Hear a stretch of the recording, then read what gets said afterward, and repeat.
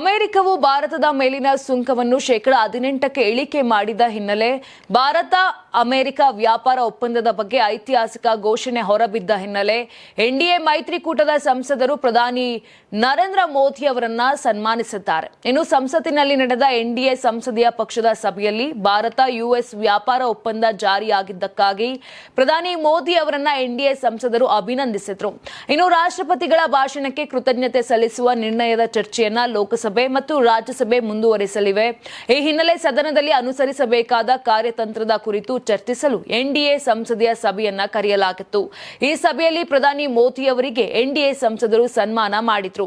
BJP ರಾಷ್ಟ್ರೀಯ ಅಧ್ಯಕ್ಷ ನಿತಿನ್ ನಬೀನ್, ರಕ್ಷಣಾ ಸಚಿವ ರಾಜನಾಥ್ ಸಿಂಗ್ ಮತ್ತು ಉಳಿದೆಲ್ಲ ಎನ್ಡಿಎ ಸಂಸದರು ಭಾಗವಹಿಸಿದ್ದ ಈ ಸಭೆಯಲ್ಲಿ ಪ್ರಧಾನಿ ನರೇಂದ್ರ ಮೋದಿ ಅವರನ್ನ ಬೃಹತ್ ಹಾರ ಹಾಕಿ ಸನ್ಮಾನಿಸಲಾಯಿತು. ಈ ವೇಳೆ ಎನ್ಡಿಎ ಸಂಸದರು ಭಾರತ್ ಮಾತಾ ಕಿ ಜೈ, ವಂದೇ ಮಾತರಂ ಘೋಷಣೆಗಳನ್ನ ಕೂಗಿ ಸಂಭ್ರಮಿಸಿದ್ರು. ಅಂತಾರಾಷ್ಟ್ರೀಯ ವಾಣಿಜ್ಯ ಮೇಳ 2026 ಫೆಬ್ರವರಿ 6, 7, 8ರಂದು ಬೆಂಗಳೂರಿನ ಅರಮನೆ ಮೈದಾನದ ತ್ರಿಪುರವಾಸಿನಿಯಲ್ಲಿ ಆಯೋಜಿಸುತ್ತಿದೆ. ಇದು ಕರ್ನಾಟಕ ಕೃಷಿ ಇಲಾಖೆ ಪ್ರಕಟಣೆ. ಯಾರಾಗ್ತಾರೆ ಎಂಎಲ್ಎ ಅಭ್ಯರ್ಥಿ 2028 ಶೀಘ್ರದಲ್ಲೇ. ಪ್ರತಿದಿನ ಒಂದೊಂದು ಕ್ಷೇತ್ರದ ಟಿಕೆಟ್ ಆಕಾಂಕ್ಷಿಗಳ ಸಂಪೂರ್ಣ ಮಾಹಿತಿ ಪೊಲಿಟಿಕಲ್ ಜರ್ನಲಿಸ್ಟ್ ಕೆಎಂ ಶಿವಕುಮಾರ್ ಅವರಿಂದ.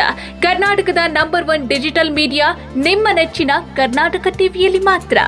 ನೀವು ಸಣ್ಣ ಆಗ್ಬೇಕಲ್ವಾ? ಅದು ಒಂದು ಉತ್ತಮ ಆಹಾರದಿಂದ ಸಣ್ಣ ಆಗ್ಬೇಕಲ್ವಾ? ಪ್ರತಿದಿನ ನಮ್ಮ ಜೀನಿ ಸ್ಲಿಮ್ ನ ಯೂಸ್ ಮಾಡಿ ಯಾವುದೇ ಸೈಡ್ ಎಫೆಕ್ಟ್ ಇಲ್ದಂಗೆ ನೀವು ಸಣ್ಣ ಆಗ್ತೀರಾ.